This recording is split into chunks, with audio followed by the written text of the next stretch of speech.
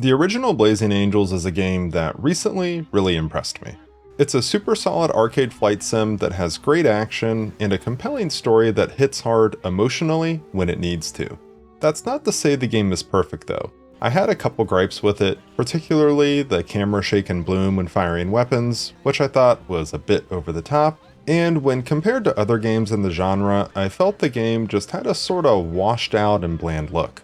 These things didn't stop me though from absolutely loving the game, and today we're diving into its sequel, Blazing Angels 2: Secret Missions of World War II.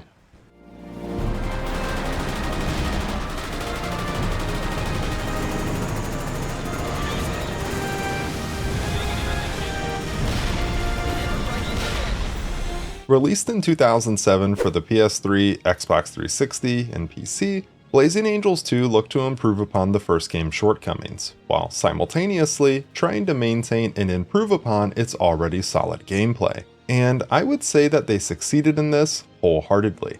Yes, the camera shake when firing weapons is still a little, or maybe even a lot, overkill in my opinion, but to put it short, I think that this game is just flat out objectively better than its predecessor. I do need to mention though before we begin that this game is not that easy to get up and running nowadays. It can't be emulated via RPCS 3, so your only option is to run it natively. Thankfully, the game is available over at My Abandonware, but be prepared to do a little work if you want to get it up and running on a modern system. Obviously, I was able to get it working, but I did run into occasional frame drops or stuttering, and since I don't have personal experience with how this game ran on original PS3 or Xbox 360 hardware, I'm not sure if this was also an issue on those platforms at the time. If you do happen to recall what the game's performance was like back then, be sure to let me know down below, but due to my overall unsureness on this, I'm not going to hold the performance issues I experienced on a Windows 11 system against it. But with that out of the way, let's move on to story. The story in Blazing Angels 2 takes a pretty different approach when compared to the first game. I mean, this is Secret Missions of World War II after all, so it makes sense that this entry takes a much more fantastical approach to its storytelling, instead of being grounded in reality. You take on the role of Captain Robinson, who at the very beginning of the story is performing at a modern airshow in a trusty old Spitfire. The first level serves as your basic tutorial for learning the game's controls, which are pretty standard as far as flight arcade games go. After performing some stunts, which are basically just floating icons spread across the map that you have to fly through, Robinson starts recalling past events of his involvement in the war. Back in the early days of the war, I was a flight instructor at Naval Air Station Pensacola. The best. That's why they picked me, you see. I could fly pretty much anything. There was a top secret squadron called Operation Wildcard. The U.S. wasn't involved in the war yet, but some folks knew what was coming and wanted an ace up their sleeve. Our mission was to fly anywhere, do the impossible, get out again, and never breathe a word of what we were doing. What's going on? Hold formation, lads. Don't let it get on your tail. Robinson. We got him on the run. Just bring her in gently. She'll let you down easy if you treat her right.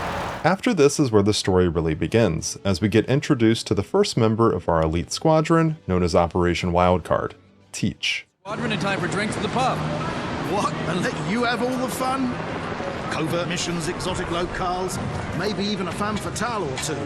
Operation Wildcard is just my cup of tea. Is that an example of dry British wit? I'm serious, Teach. We'll be flying the most dangerous missions possible against the worst kind of odds. And even if we survive, we won't ever be able to tell anyone what we've done. I'm not in this for the glory, old chap. I know the risks. So, when do I get to meet the rest of the squadron? You're looking at him. When I was given authorization to form the squadron, you were the first name on my list. There'll be just the two of us flying the mission? 3 if you count my passenger. We're dropping an Allied agent deep within occupied France, so the fewer planes the better. I don't want us to attract any more attention than absolutely necessary. Speaking of that Allied agent, you better turn up sooner. He's gonna have to walk to France. We're supposed to be wheels up in 10 minutes.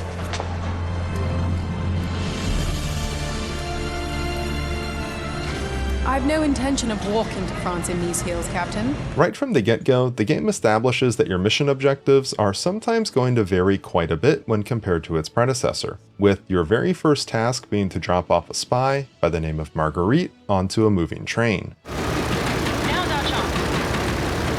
Almost there.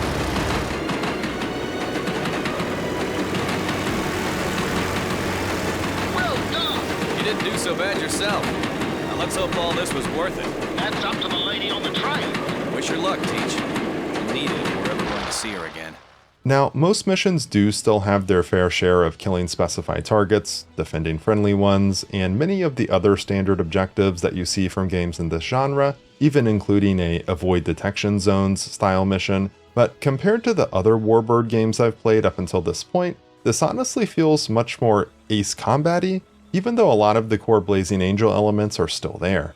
This go around though, there's no glory in any of it, since Operation Wildcard works behind the scenes, doing things like taking out German secret weapons and preventing attacks on American soil. The overall structure of the 18-mission campaign is laid out similarly to the first game, with your first few missions boiling down to essentially getting the whole squad together.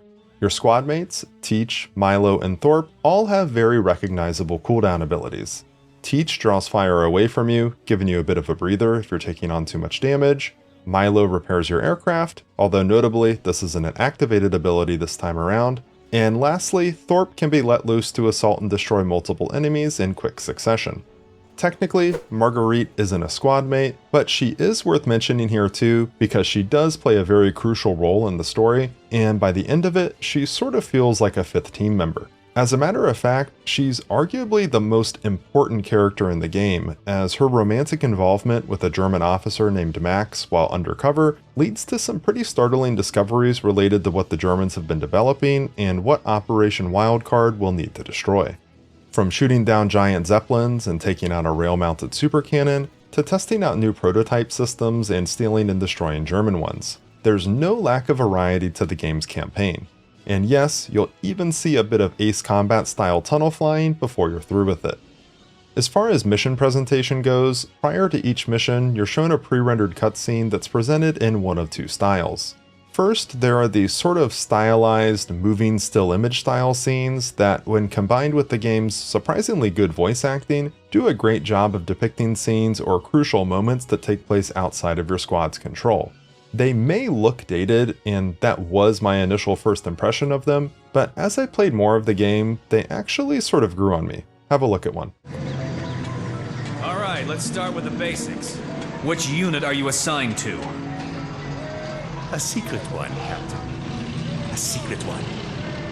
A very secret, very special unit. Oh? How has that been working for you? Let's not play any more games, Captain. You have me here because you want to find out secrets, right? You want me to tell you something that you don't know. So here's something that you don't know. You are doomed. Your proud armies, your big countries, your shiny machines of war, they mean nothing. They will be wiped out, and you with them. Destruction and death will rain from the skies, and only ashes will remain. Better not forget my umbrella then. Laugh while you can, Captain. You won't be laughing when the Special Projects Division unleashes its creations on your puny army. This is a load of bull. Don't try and act like you don't know about us. You know you have a spy in our quarters in Paris? You can consider her as good as captured. What? The other style is ripped straight from the first game, showing this sort of vintage-style globe with your squadron moving across it, and it's narrated to describe whatever situation is at hand.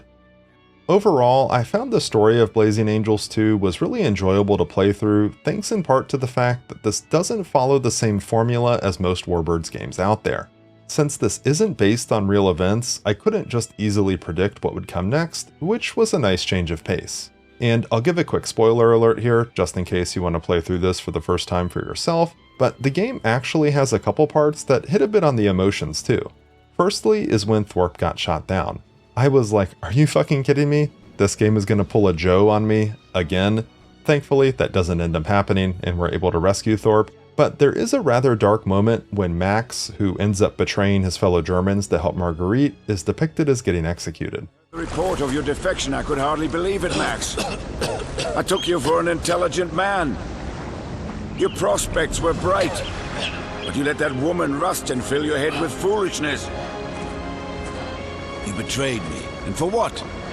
Look around you. Where are your allied friends? Gone like thieves in the night. They have deserted you.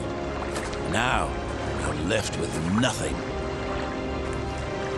You always were fond of the sound of your own voice, General. Spare me your speeches. We both know how this must end. Yes, I suppose we do. Goodbye, Max. Take the body and bury it in an unmarked grave. Be quick about it. We must move on to the next operation at once.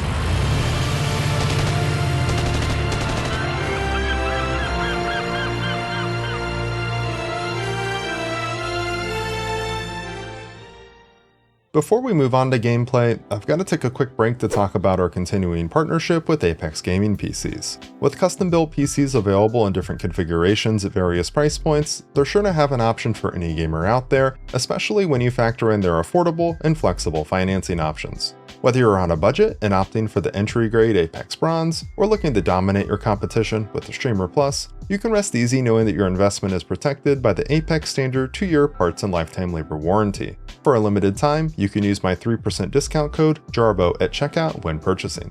See link in the video description below. Alright, back to the video. Okay, gameplay. Let's start with the negatives here first, because I really only have a couple. The first is the camera shake I mentioned at the beginning of the video. Firing your weapons in this game induces a god-awful amount of camera shake. Hell, even accelerating does too, but it's not quite as bad then. I wasn't a big fan of this in the first game, and I'm still not. While it does do a good job of conveying the feeling of firing powerful, chassis-shaking machine guns and cannons, it's just too much. This could have been toned down a bit, for sure. The next is the lack of any sort of free flight mode.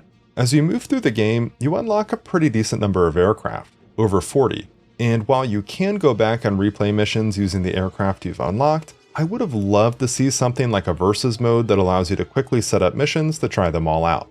This is kinda nitpicky, but still, I think something like this would have been an awesome addition. Alright, let's move on to the positives, because really, this game has a lot going for it. It's easily one of the best Warbirds games I've played from a features and gameplay perspective. Let's start with the upgrade system.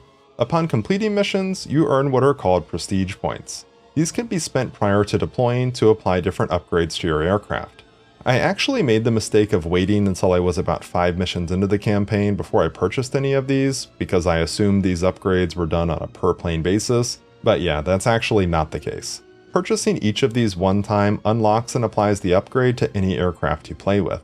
They're broken down into various subcategories and do things like increase maneuverability, armor, ammo capacity, damage, etc. Another thing they impact too though are defensive weapons. As you move further into the game, you unlock different types of these. They range from things like a set of extremely bright lights that can be flashed behind you to blind any pursuers, to rear-facing flak cannons, stun smoke, or even a Tesla coil that shocks any surrounding enemies. I also appreciated the emphasis that was placed on secondary armament this go-around. Rockets, bombs, cannons of multiple varieties, lock-on missiles, TV-guided missiles, and more are all present, and they're extremely effective. Plus, the presence of certain enemies which are marked by little yellow ammo icons on the map allow you to fully restock on ammo by destroying them, so you can really go crazy with secondary ordnance here. In some of the later missions, it honestly felt more like I was playing Ace Combat than a World War II game with the amount of lock-on missiles I was firing.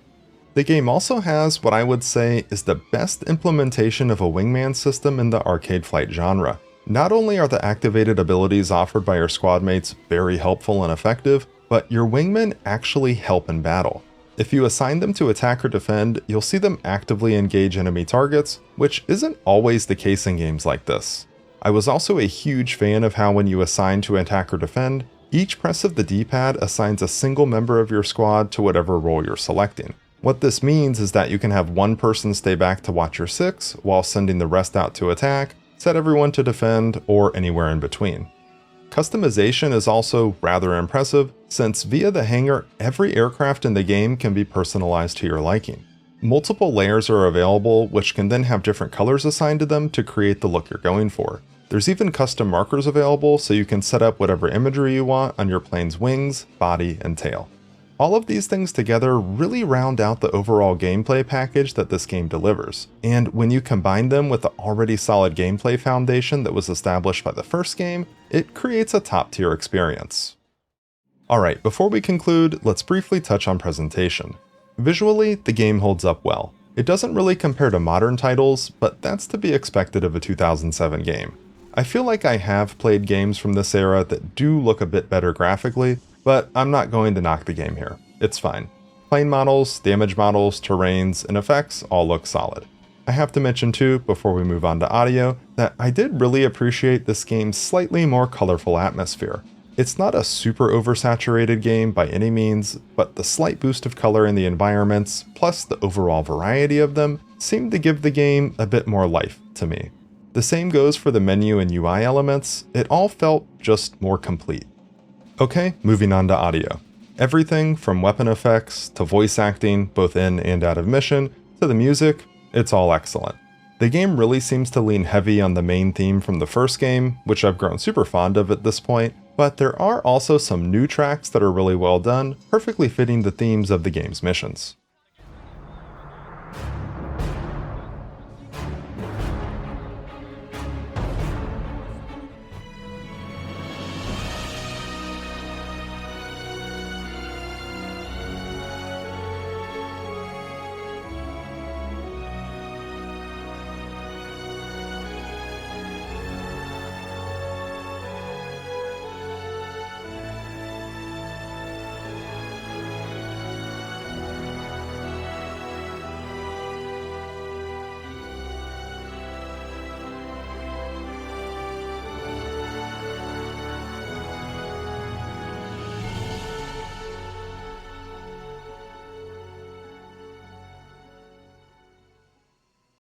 If you couldn't tell by the overall tone of the review, I definitely enjoyed Blazing Angels 2. In my opinion, it's a straight up upgrade over the first game in essentially every way. Unless you're just really opposed to the idea of taking part in fictional missions and want something that's more grounded in reality, I can't think of a reason to not recommend this game. It's got great gameplay that's backed by tons of customization options, a good aircraft roster, and a solid story.